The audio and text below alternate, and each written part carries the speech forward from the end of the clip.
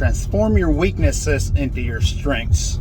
Hello everyone, Jose J. Garcia. Let's get real with Jay. So, another video here for y'all. Know I've been out a couple days, a few days there, but I got a lot of content coming for you all. So, excuse the hopping and jumping. I'm on a little bit of a back road here. Yes, with my vet, but it's all right. So, transform your weaknesses into your strengths. You see, the majority of the people, any weakness they have, they avoid. I'm not so good at that there. That shit, I'm not good at that, so I better not. So you disqualify yourself before you get started. And then if you do get started and you're not so good at it, you pull back and you never ever do it again. Or you try to find somebody to do it for you, okay? There's not to say that you cannot have weaknesses. You know, we're always venturing into bigger, better, greater. So we're always gonna have new strengths to come to. But if you have a weakness, you don't avoid it. You focus on it. You strengthen it by focusing on it. Let's take an example, for instance, physical.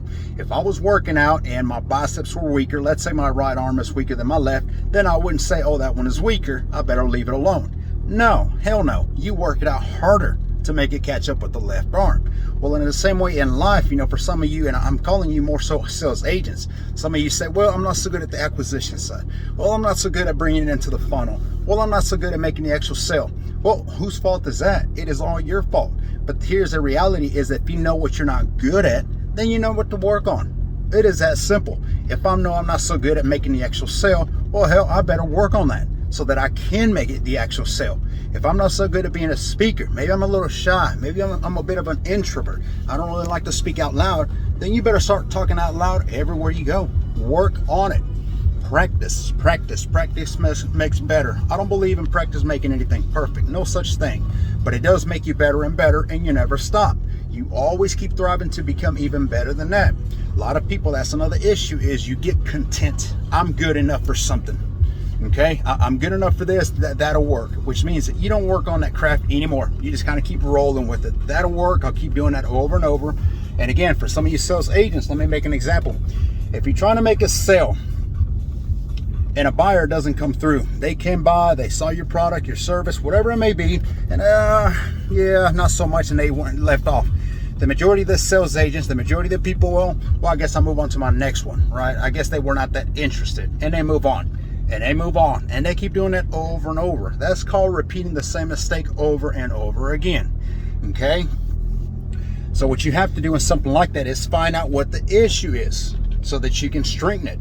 Me personally, I would call that buyer, that potential. And some of them will try to ghost you. There is ways to suck them back in, by the way. Bring them back up to so that you can conversate with them. But I would ask them, hey, you know, I can only deliver this product or the service that much better if I have feedback. Now, for me, all feedback is great feedback because that's how I can make my product or my service better. So tell me, if you don't mind there shortly, what was it about this product or this service that wasn't so good or to your appeal per se? And it'll let you know, well, for us, real estate, well, the house looked like shit. It wasn't something I was interested in. The floors were wobbly. It smelled like dead whatever. Bingo, bingo, bingo. You see what I mean? Now I can sell the same product the exact same way, but approach it differently. Now to a different buyer, I may say, all right, so you know the floors are a little off on this side. There is a smell going on. You see, you're pre-giving that now. So there's a different approach versus somebody firsthand up gets hit with that reality per se, gets hit with that same sense as the first person, and you just keep repeating. Now, some people you can bring them back up. You know, I would try to close that deal, for instance, on there. I would push the efforts up. What do we need to do to close on this at this time? I get what you're saying. The floors, the smell. Okay, if we could take those two things away, or three or four, however many things are, what would it take for you to close today? Is there a small discount? Would that make it better for you?